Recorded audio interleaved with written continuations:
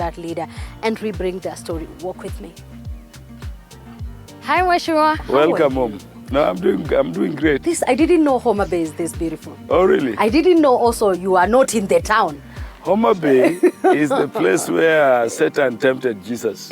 Remember the temptation about see the land, the beauties, the waters, the valleys? Yes. It was in Homa Bay. Yeah. And this is the place. I'm really a member of parliament for a constituency which is very beautiful. I know you must be shocked. You're asking, is this town or which village is this? I thought it's a remote area, but I am happy to be here. And you have a beautiful home, beautiful compound. I am still contemplating whether I'll go back. Tell me about Kaluma. Who is this man? Is this the place where you were born? Yeah, Kaluma was born just where we are standing here, in this village. Yes. The place you know as this trading center called Rodi Kopani. Rodi Kopani means what? Road company. Rodi Kopani. My grandfathers were struggling to pronounce road company. So they said Rodi Kopani. Yeah, so this is Rodi Kopani area. Our home is here. This is really my humble abode. This is my home, my rural home. My dad's home is down there. The homes you see around are just but my clans. Come from a very big clan. What is the name of this village? This is Rangenya village. Rangenya village. Part of the larger Ndiru village. I'm Wood Ndiru. Wood Ndiru, meaning the son of The son of Ndiru. Oh, at least I know Kijaluo. So this is Ndiru village. You were born in a family of how many people? Oh my God. You know, I come from a very large extended family. Yes. My grandfather, Omolo Nyadbo, had many wives. Like how many wives? They were quite a number. You don't want to. You are not allowed to count your grandparents. Yes. And then my dad also gave me very many stepmoms. Yes. I'm the son of the last born son of the first mom. I would be glad to walk around and this then, compound. Yes. And then we have other moms. Yes. Of course, some have passed on over time. I now have two moms. Yes. Don't ask how big our family is. When we meet all of us, there is no table that can contain us. It's like a UN conference. That means you are too many. No, we are a big family. But from your mom? No. But from your mom, I would like to hear from your mom. Like you are how many? From my mom, we were 7 children. 7? That's quite huge. Yes. Others, of course, passed on. The ones who grew to adulthood were 7. Yes. I'm the 7th, child. How was life like? What are some of the childhood memories you have today? And I would like to hear them because you look like you are a cheeky child. You know, like every other last-born. Oh, you are a last-born. Yeah, last-born son. Yes. Last-born son. I can tell you, we had those cheeky moments. Yes. But maybe to tell you that there was very little room for cheekiness. Yes. Because my father was a chief. Oh, really? Yes, my father was a chief. He's a person who led our people for very long. Yes. And you know, he was a chief when chiefs were chiefs. Yes. So he would not joke around. We would be whipped proper. Being the last if you one joked still. around, yes. But we grew up in a very humble family setup. Yes. Of course, a family which had natural wealth. Family of very hardworking people. Yes. We had a lot of, farms.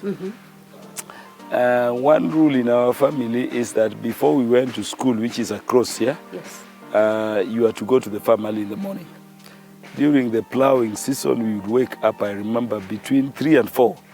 You go and plow up to around 6:30. Yes. Yeah, so 6:30, you come, wash your legs, you rush to school, and you remember if you never reached, school by 7, there had to be a bit of punishment. Yeah. And so we came up from that regime of discipline. I studied at a local primary school here, did well. I was the best in the school that year. I was then called to a school which was the best, I can tell you, in this region. Yes. And nationally, if you can remember the school which is called St. Joseph School Rapogi. Yes. There's a STEM school, science and mathematics. In fact, I was then called to St. Joseph School Rapogi, came back home. Education was hard at that time. You know, after completing CSE, yes, you had to stay home for another 2 years. Yes, before you proceed. So those 2 years, I went to a center called Rangwe. And I was running a hardware there, selling spare parts for bicycles, moldboard plows, pangas, slashers, you know, just running a good hardware. Being a businessman now. Yes, I was now a businessman for 2 complete years. What was your dream all through? In terms of profession, was to be in the science areas. Yes. Largely medicine and those others. But as fate would have it, I ended up studying law. How? Despite having not been an arts. How did you find student, yourself I didn't even do history. Law? How did you, I would like to hear Long this. story, we'll take the whole day. No, I would like to hear Don't it. go there. Yeah, but the thing is that the first time I went to Nairobi when I was to join the university, yes, I got robbed. Now I can conceive it was somewhere around Moi Avenue. And so we went, I walked to the University of Nairobi. I found students from this region who knew me. They contributed my fare. I came back to get money to go back to school. Took a bit long, And so I lost the first degree I was to study. I settled for law because I entered when the soft inductions were done. You've spoken of Ndiru Primary. Yeah. And I would like to go to that place. Is it near this place? It's very near. We can Yeah, proceed it's very to that. near. I'll take you to Ndiru Primary School. Please, let's proceed. Yeah. In fact, then we go straight to Ndiru Primary School. Okay. Yeah.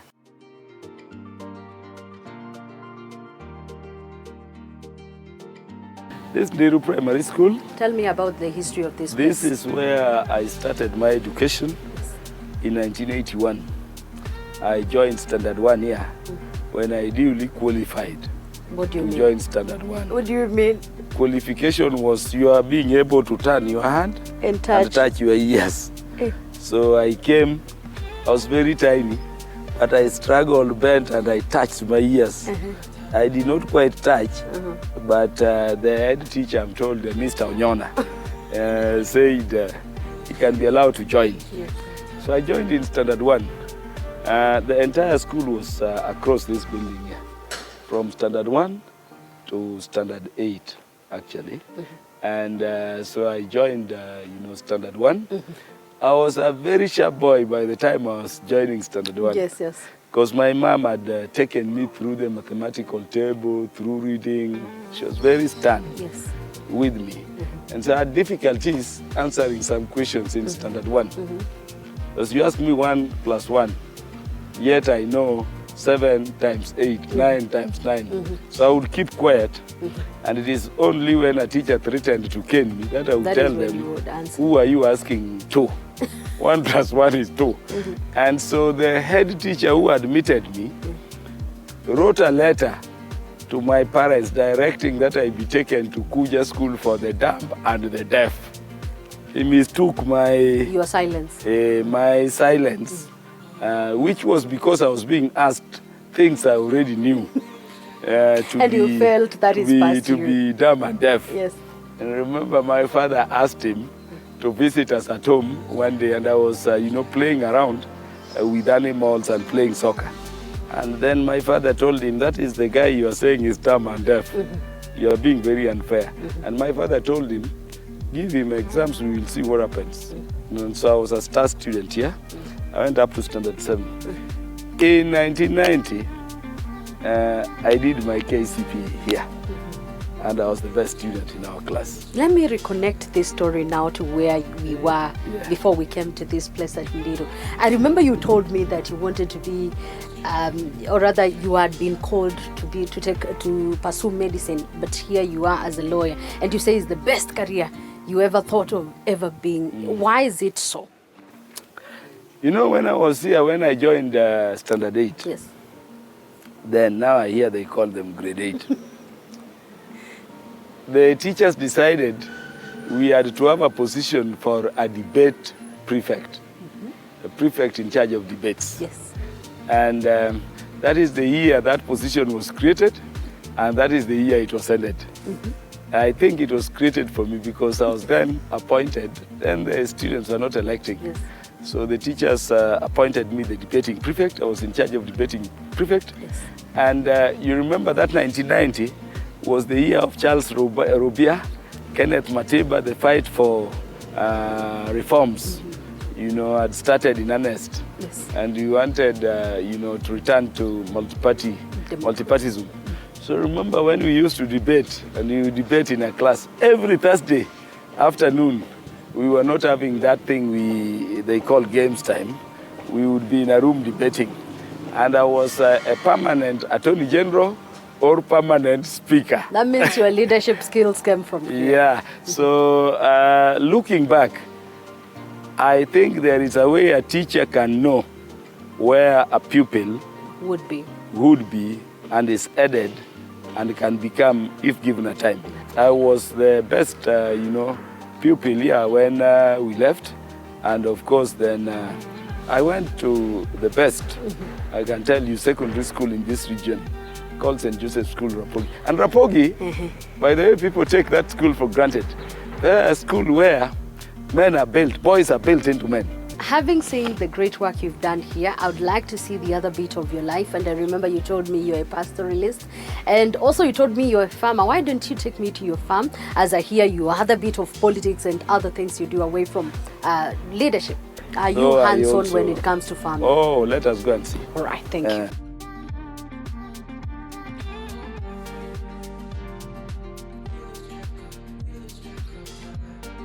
And of course, I told you that I'm in Homa Bay County, that is Homa Bay Town, with one Honorable Kaluma.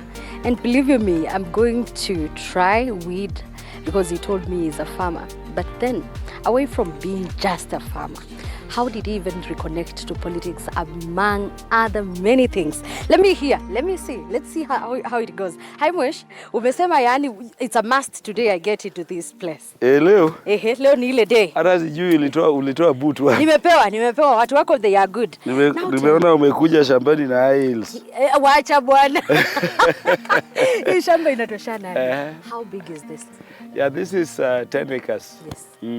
10 From 10 acres, if you do this breed, yes, you are doing about 590 kg bags 590 per acre. Do you sell? Is it a business? No, we've not quite commercialized. Yes. Yeah, largely when I go into the future, I may start selling. Let me see whether I know. But currently, I do farming just for subsistence. Yes. And then, you know, under the Luo culture, a leader must have food. A leader must have So food. I just do this to be eaten at home. So what drawn you, or rather, what drew you to politics? No, the biggest challenge we had in this area, Yes. upon my being admitted as an advocate, was in the area of education. I was a bit disturbed. Over the weekends, we were doing Arambes for primary schools and secondary schools. Over the weekends, like now, if we went home, before I became MP, the home would be full of students who were just seeking fees to go back to school. So my view was that the leadership then did not focus much on education. And what was it? Now, the teacher came and said he wanted me to run because he was seeing huge potential. Were you ready for this? Not at that time. I never thought about it. But after the teacher, something happened Yes. that Homa Bay Town constituency was created, having been split from the former Rangwe constituency. And a group of elders, again led by a foremost leader of all land, a gentleman called Silaronga, also came to my law firm and also requested that because he would not continue leading at any level, he was also seeing leadership in me. And so they asked for my sacrifice to also, join politics. And so in 2007 we came, I did my bid. It was barely 2 weeks to the ODM nominations. But in a team of 11 contestants, I was at position 3. I'll be glad to hear more while we are doing this. And that I can tell you marked the beginning of the journey that is now. So the motivation at my level was to see if we could, also reach that level where we contribute positively. Because we were doing fundraisers here, including educating kids. But our own individual money was not enough. At a personal level, I was earning far, far much more than a member of parliament. But we needed to, do quite more.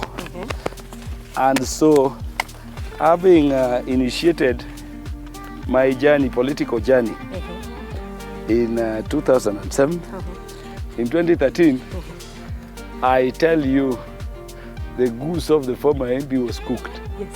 He would not win. Even if I went outside of ODM, our people were already decided this is where you had to be the first MP for Homa Bay Town. And of course, after that, it has not been difficult. So that is where we are. Were you married? Were you married? Oh, how did you meet this wonderful woman? Because at home, I thought I saw someone. Hey, Bana, like any young man, we had moves here and there. I'm married to a single woman. In Luland, you can't be elected if you're not married. Oh. Who will be feeding people? I don't know. But we've seen other people. To Luos, a leader must have food. And a leader must have a wife to cook for the people. What do you mean? What do you mean a wife to cook for the people? Is it not your wife or it's Jami's wife? No, the wife of a leader or any Luo is a community wife. Not in the sense of everything that a wife does, but really, a wife is expected to feed the community. And so, Luos, unlike you see in other communities, no, you can't be elected anything without outside of marriage. You must be married. So we can sympathize with you as a widower, but really, at the very start, you must be married. Because people come home, they want somebody to cook for them, they want somebody to receive them, to welcome them. And if you are organized at home, it means you can also be organized outside of the home. How did you meet this wonderful person? Long story. I would like to hear a bit of it. Long story. I'd like to hear a bit of it. You see that girl you saw? He was also a practicing lawyer in Mombasa. In my earlier career, I was acting for all truck owners in the country. And so I had very many cases in Mombasa, that being their main base. Multiple Olias, the Bayusufs, MCBC, Modern Coast Express, Mash Bus, Coast Olias, TSS, and Warali, all of them. And so I would send her to, adjourn a matter while I'm traveling down there. With the time, from being a partner in legal practice, I started seeing a woman in her. And the story, of course, the rest is now history. And here you saw them. Umesema amekukalia. Mimi nimekaliwa chapati bana. Sijakaliwa mahindi, wacha na mahindi, nimekaliwa chapati. Umekaliwa block. Mimi sipumui. What do you mean? What do you mean by that? That girl is strong. And sometimes I believe that if you want to be successful, then you must allow your woman to take charge. So my wife is in full charge of her house and home. And ndio maana nasema nimekaliwa. How many kids? Sio kupigwa. How many kids? Lakini nimekaliwa. Niko na watoto 4. Last born is acting ama bado tunangojea? Na act bana. Hakuna last born in Luoland bana. Mwanzo kwa viongozi kama sisi. Sasa atakuwa last born aje. Lakini amekaa sana, sasa ni 11 years. Ameact sana. Ameact sana. Nimeanza kunongonezana na mama tuone vile tuwaweza kumtoa kwa ile hali. Awachie nafasi wengine. What are some of the challenges you've gone through and the lessons learned during this time you've led this constituency?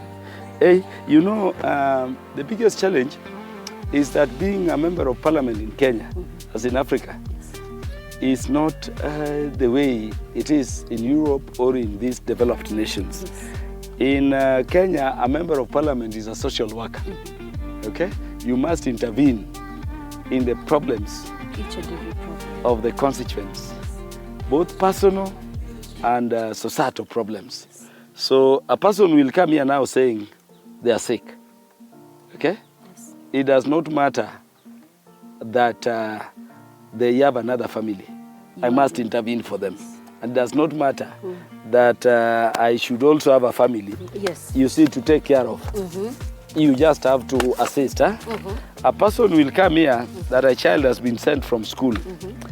Least you will not say, I cannot do anything about it. You will take care. So a member of parliament, especially in Kenya, is a social worker, is a trustee for the people. So that is the biggest challenge. Because you see, these people of ours, by the way, they don't imagine there is a time you may lack. You have so if a person came here now, a person is sick and they need 20,000, they would not accept if I told them I don't have that. Yeah, it would be that you've refused. That's interesting. And yet, you know, we have the limitations in terms of how much we earn and in terms of the resources we have. That is the biggest challenge. But in Homa Bay Town constituency, I've been very lucky. Our people don't look into those personal things. They are more focused on what benefits the community. And that is the reason I've been elected now, you know, 3 times. 3 times, and probably we are going to see you in the 4th time? Oh, they have already decided the 4th one is also in. All right. Yeah. The questions I'm going to ask is a 1-word answer. I don't want 2 or even 3. 1-word answer. Yeah. Your favorite day? Your favorite day? Okay, so start that part again. Your favorite day? My favorite day is Sunday. Your favorite color? Orange. 1 regret you have? 1 regret I have. 1 regret you have? And I don't regret anything. If you were to be in another career, which career would be this? Law. Not anything else? Already you're a lawyer? I would be a teacher. Your favorite person? My wife. A meal you could fix very easily? Fish. Your favorite meal? Fish. Your current read? My book on judicial review. Your current Bible verse? Because you're a Christian. My current Bible verse? Yes. Genesis 6:11. What does it say? The power of people united. That if they are united. You remember when God was bringing down the Tower of Babel? Yes. And he says, if this is what they are doing, speaking one language and united, nothing will be impossible for them to achieve. Your nickname? So that is my favorite. Your nickname? Okil. Okil. Wood. Wood Kopany. Wood Rodi Kopany. Thank you so much, Mheshimiwa, for giving me an opportunity to hear your story. And I am looking forward to seeing your wife akikukalia zaidi na zaidi, because you need to. Anyway, thank you so much. Thank you so much for giving me an opportunity again to hear your story. It was really such a beautiful moment here in Homa Bay County and Homa Bay constituency. I'm looking forward again to seeing you in Madaraka and many other places, because this is just a bit of your story. I'd like to hear more and see you do much than what I've seen today. Thank you so much for watching Fahamu Kiongozi. This is where we get to hear all stories from all leaders, and any other leader you'd like me to look for. It's within the country and even outside the country. It's 22047 right there, and I'll definitely reach out to them. I'm Elizabeth Mituko. See you in another episode.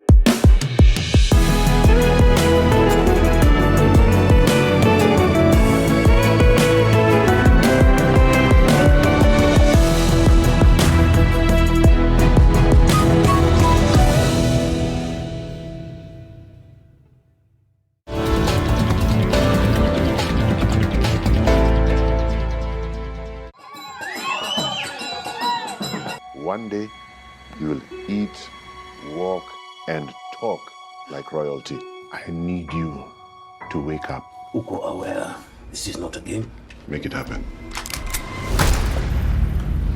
We need to shut this business down. Hii biashara ndo kila kitu kwenye hii familia. Nikufe ama nisikufe. Kama mbaya, mbaya. An eye for an eye. What is your family involved in? Go close to take control over the hearts of empire. When in Noma sana.